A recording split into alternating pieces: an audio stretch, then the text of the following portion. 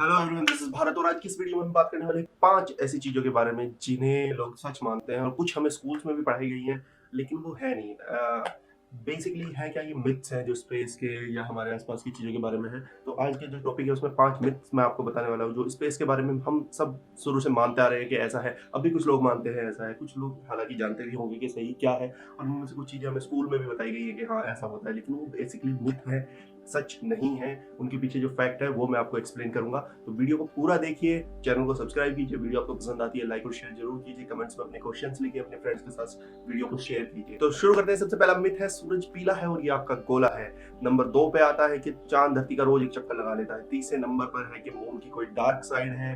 चौथे नंबर पे मैं आपको बताने वाला हूँ सच इस बात के पीछे कि जो कहा जाता है कि चीन की जो दीवार है वो स्पेस से दिखाई देती है, जो कि नहीं दिखाई देती। और पांचवा सबसे बड़ा जो माना जाता है कि स्पेस में कोई ग्रेविटी नहीं है, इसलिए एस्ट्रोनॉट जो होते हैं वो तैरते रहते हैं। तो शुरू करते हैं नंबर 1 से। सूरज पीला है और आग का गोला है। सूरज का रंग पीला नहीं सफेद है, और सूरज आग का गोला नहीं है। सूरज पर जो गर्मी है, जो उसका तापमान है, जो हमें उससे रोशनी मिलती है, वो किसी आग की वजह से नहीं मिलती है, बल्कि वहां पर होने वाली नाभिकीय संलयन यानी कि न्यूक्लियर फ्यूजन की रिएक्शन की वजह से मिलती है। आग और न्यूक्लियर फ्यूजन दोनों बिल्कुल अलग अलग क्रियाएं हैं। आग एक रासायनिक केमिकल रिएक्शन है जो ऑक्सीजन की प्रेजेंस में किसी ईंधन को जलाने से होती है, जबकि न्यूक्लियर फ्यूजन या नाभिकीय संलयन एक नाभिकीय क्रिया है जिसमें दो हल्के नाभिक मिलकर एक बड़ा नाभिक बनाते हैं, और इक्वल टू mc² के अनुसार वहां पर कुछ एनर्जी रिलीज होती है, क्योंकि वहां पर मास का लॉस होता है, यानी कि कुछ द्रव्यमान कम हो जाता है। जब नाभिकीय संलयन में दो हल्के नाभिक आपस में मिलकर एक बड़ा नाभिक बनाते हैं, तो उस जो बड़े नाभिक का द्रव्यमान होता है वो उन दोनों के हल्के हल्के नाभिकों के द्रव्यमान के सम से यानी कि जोड़ से कुछ कम होता है। तो वहां पर जो द्रव्यमान का नुकसान होता है, जो लॉस होता है, वो ही एनर्जी में कन्वर्ट होता है, इक्वल्स टू mc²। सूरज से अलग सभी तारे इसी सिद्धांत पर काम करते हैं। इसी में दूसरा पॉइंट आता है सूरज का रंग पीला है। सूरज का रंग पीला नहीं है, वो सफेद रंग का है। पीला हमें दिखाई देता है हमारे एटमॉस्फेयर की वजह से। कुछ तारे लाल रंग के दिखाई देते हैं, आपको स्पेस में दिख जाते होंगे। वो बहुत बड़े तारे भी हो सकते हैं और उनमें छोटे तारे भी हो सकते हैं।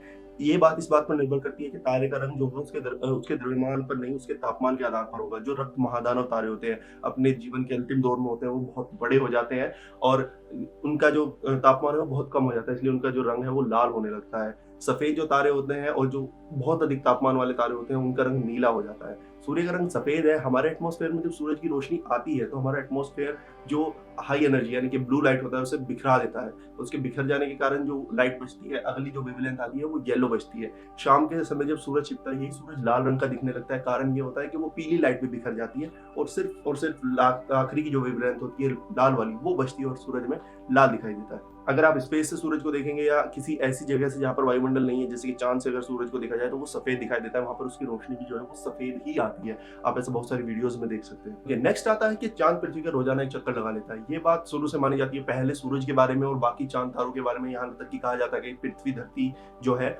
वो ब्रह्मांड के केंद्र पर है और सारा यूनिवर्स, सारा ब्रह्मांड उसके चारों तरफ घूम रहा है। सूरज के बारे में या चांद के बारे में भी आसानी से बन सकता है मिसकंसेप्शन। क्यों? क्योंकि हम जो देखते हैं वो ये देखते हैं कि सूरज रोज पूर्व में निकलता है, पश्चिम में छिप जाता है। चांद भी पूर्व में निकलता है, पश्चिम में छिप जाता है। बाकी सभी तारे भी ऐसा ही करते हैं, लेकिन ऐसा है नहीं। जो चांद है वो हमें पूर्व से निकलता, पश्चिम में छिपता दिखाई देता है, लेकिन चांद पृथ्वी का रोज एक चक्कर नहीं लगाता है। पृथ्वी का चक्कर लगाने में उसे लगभग 27 दिन लगते हैं। तो वो उसका रिवोल्यूशन पीरियड है पृथ्वी के चारों। नेक्स्ट आता है इसी से जुड़ा हुआ कि मून की एक डार्क साइड है। ये बात है भी और नहीं भी है, तो मैं दोनों चीजों को एक्सप्लेन कर देता हूँ, दोनों के बीच में डिफरेंस क्या है।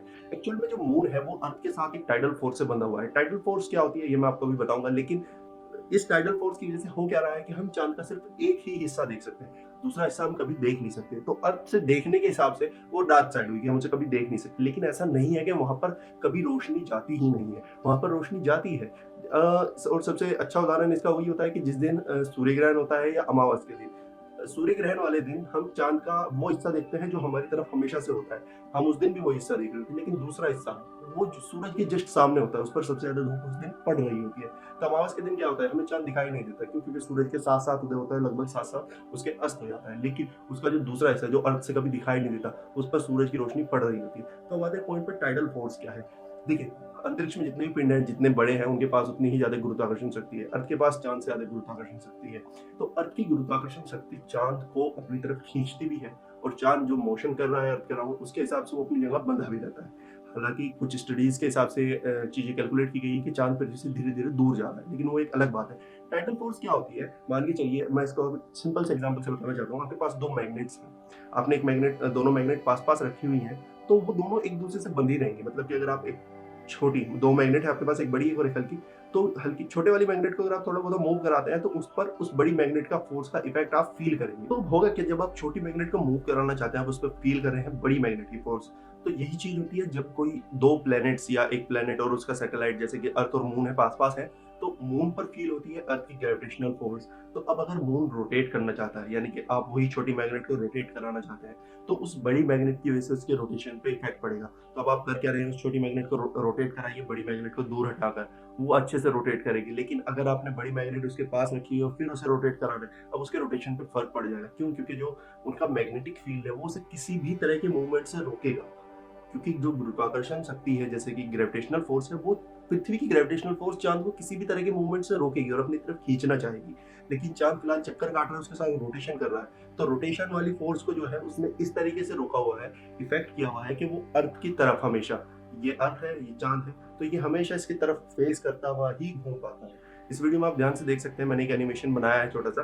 तो इसमें जो अर्थ है वो ब्लू कलर की है और इस पे एक छोटा सा रेड टिक मार्क लगाया हुआ है ताकि आप रोटेशन को कैलकुलेट कर सकें या समझ सकें। तो मान लीजिए रेड डॉट वो ही है जहां पर आप रहते हैं और साइड में मून है, मून आप देख रहे हैं, मून का जो ग्रीन डॉट वाला फेस है वो हमेशा अर्थ की तरफ रहता है। अब ये माना जाता है कि मून, कुछ पॉइंट्स पर ये भी एक मिथ बन जाता है कि मून जो है वो रोटेट नहीं करता, लेकिन वो रोटेट करता है। अगर आप इस एनिमेशन को ध्यान से देखें तो जो स्टार्टिंग पॉइंट है उस पर जो आपका ग्रीन पॉइंट है मून का, वो फेस किए हुए है किस साइड, वो फेस किए हुए है आपके राइट हैंड की साइड। जब मून घूम के दूसरी तरफ जा रहा है, अब वो किस तरफ फेस किए हुए, यानी लेफ्ट हैंड साइड, यानी कि मून ने 180 डिग्री का रोटेशन ले लिया है। अब वापस जब उस पोजीशन पे ये आएगा तो वापस आपकी ही साइड हो गया, यानी कि राइट हैंड साइड हो गया है वो ग्रीन मार्क। तो यानी कि मून ने 360 डिग्री का रोटेशन ले लिया है और अर्थ के एक फेस, अपना एक फेस हमेशा अर्थ की तरफ रखे हुए। तो जो दूसरी साइड है, ग्रीन साइड की अपोजिट साइड है, इसे डार्क साइड बोल दिया जाता है। लेकिन ये डार्क साइड ऐसे नहीं है कि यहाँ पर हमेशा अंधेरा रहता है, यहाँ पर रोशनी आती है सूरज की, जैसे कि इसके बाकी हिस्से पर आती है। तो क्या बात है नंबर 4 मिनट पर, और ये काफी अजीब है, फनी है और शुरू से हम पढ़ते आ रहे हैं कि ग्रेट वॉल ऑफ चाइना जो है वो स्पेस से दिखाई देती है। मैंने भी बहुत जगह पढ़ा है, हमें स्कूल में टीचर्स ने भी बताया था कि आप ग्रेट वॉल ऑफ चाइना इतनी बड़ी है कि स्पेस से दिखाई दे जाती है, लेकिन ये सरासर झूठ है। ग्रेट वॉल ऑफ चाइना बड़ी है लेकिन लंबाई में बड़ी है, उसकी चौड़ाई कोई ज्यादा नहीं है, 6-7 मीटर मैक्सिमम, कुछ कुछ जगह पर जाके हो जाती है वो 20-22-25 फुट तक। तो वो इतना बड़ा स्ट्रक्चर नहीं है कि स्पेस से दिखाई दे। स्पेस से दिखाई देने के लिए किसी स्ट्रक्चर की लंबाई और चौड़ाई दोनों होनी चाहिए। ग्रेट वॉल ऑफ चाइना से ज्यादा चौड़े तो बहुत सारे हाईवेज हैं, बहुत बड़े, उससे चौड़े मतलब आकार में बड़े जो फुटबॉल के स्टेडियम्स हैं, जो कि ग्रेट वॉल ऑफ चाइना के कंपेयर में ज्यादा ऊपर से दिखाई देते हैं। जैसे गीजा का पिरामिड है, वो ग्रेट वॉल ऑफ चाइना के कंपेयर में ज्यादा अच्छा दिखाई दे जाएगा किसी खास ऊंचाई से, हालांकि स्पेस से वो भी नहीं दिखाई देने वाला है। तो इसकी तो बात छोड़िए, कुछ जगह आपको ये भी पढ़ने को मिल जाएगा ग्रेट वॉल ऑफ चाइना चांद से भी दिखाई देती है। टोटली रॉन्ग, चांद से ऐसा कुछ नहीं। यहाँ से आपको चांद के क्रेटर दिखाई देते हैं, जो बहुत बड़े क्रेटर है उनकी छोटी छोटी शेप दिखाई देती है। वैसा ही अर्थ वहां से दिखाई देगी कि जो बहुत बड़े जियोलॉजिकल फीचर्स हैं, जैसे कोई कंटिनेंट है या कोई ओशन है, उसको आप डिस्टिंग्विश कर सकते हैं, वो भी बहुत छोटे लेवल पर। किसी छोटी सी, ग्रेट वॉल ऑफ चाइना एक बहुत पतली सी लाइन है, वही अर्थ पर अगर हम उसकी कंपेयर करें साइज के हिसाब से। तो अभी मैं आपको एक वीडियो दिखा रहा हूँ, ये गूगल अर्थ का है, आप देख सकते हैं। तो इसमें नीचे जो है, जहाँ पर हाईलाइट किया हुआ है, यहाँ पर हाइट आ रही है, कैमरा कितनी ऊंचाई पर है फोटो लेते हो, एक डिजिटल एज्यूम्पशन है कि कितनी हाइट से ये फोटो, ये लुक आएगा। तो अभी आप देख सकते हैं कि ग्रेट वॉल ऑफ चाइना कितनी हाइट पर जाने के बाद आपको दिखनी बंद हो जाती है, और अभी आप देख सकते हैं।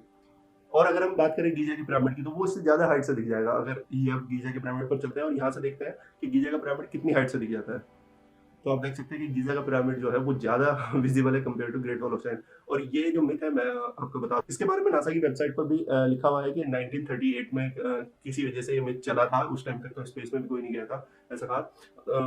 तो ये 1938 से चला आ रहा है। उसके बाद जब स्पेस में लोगों ने जाना शुरू किया, एस्ट्रोनॉट ने खुद ही इस बात को बताया कि ऐसा कुछ नहीं है, लेकिन मिथ चला आ रहा है कि ग्रेट वॉल ऑफ चाइना इतनी बड़ी है कि वो आपको स्पेस से दिख जाएगी, लेकिन ये totally wrong. Number 5 and last बात है, there is no gravity in space. लोगों का मानना है कि स्पेस में कोई ग्रेविटी नहीं है। इसका मतलब ये नहीं है सभी लोगों का मानना है, लेकिन बहुत सारे लोग इस चीज को मानते हैं कि स्पेस में ग्रेविटी नहीं है। और इसका सबसे बड़ा कारण यही है मानने का कि क्योंकि हमें दिखाया जाता है स्पेस में उड़ते हुए एस्ट्रोनॉट्स मूवीज में, लेकिन ऐसा नहीं है। स्पेस में ग्रेविटी है, ग्रेविटेशनल फोर्स जो है वो बहुत दूर तक काम करती है। अगर हम मैथमेटिकली बात करें तो अनंत तक काम करती है, लेकिन इसका प्रभाव बहुत कम हो जाता है। तो अगर हम बात करते हैं स्पेस में, तो हम जाते हैं इंटरनेशनल स्पेस स्टेशन तक, जहां पर हमारे एस्ट्रोनॉट्स लोग रहते हैं, ठीक है। तो वो लोग वहां पर जो फील कर रहे हैं वो ग्रेविटी का ना होना नहीं फील कर रहे हैं, वो वहां पर फ्री फॉल फील कर रहे हैं। कोई भी सैटेलाइट जो अर्थ के अराउंड घूम रहा है वो हर समय अर्थ की तरफ गिरता रहता है, लेकिन अर्थ के कर्व की वजह से वो अर्थ तक नहीं पहुंच पाता है। ये चीज़ आपने पढ़ी होगी बुक्स में, अगर नहीं पढ़ी है तो मैं उस पर एक वीडियो भी बनाऊंगा, उसमें आप देख सकते हैं, समझ पाएंगे कि ऐसा कैसे होता है। लेकिन कोई जो सैटेलाइट है वो अर्थ के चारों तरफ हमेशा गिरता रहता है, लेकिन अर्थ के कर्व तक कभी नहीं पहुंच पाता। तो इस वजह से होता क्या है कि वो कंटिन्यूअसली, यानी कि अर्थ जिस फोर्स से इंटरनेशनल स्पेस स्टेशन को अपनी तरफ खींच रही है, उसी फोर्स से उन एस्ट्रोनॉट को खींच रही है। तो वो वहां पर जो फील करते हैं वो होती है भारहीनता, वेटलेसनेस, ना कि ग्रेविटी का ना होना। ग्रेविटी है इसीलिए वो लोग चक्कर काट पा रहे हैं। अगर ग्रेविटी ना हो तो कोई स्पेस स्टेशन, कोई सैटेलाइट अर्थ के चारों तरफ नहीं घूम पाएगा, अर्थ सूरज के चारों तरफ नहीं घूम पाएगी। वो ग्रेविटेशनल फोर्स से बंधी हुई है, इसीलिए उसके चारों तरफ घूम रही है। तो ये थे 5 मिथ्स और उनके रिलेटेड फैक्ट जो मैंने आपको बताया कि क्या हम सोचते समझते आ रहे हैं लेकिन एक्चुअल में क्या है।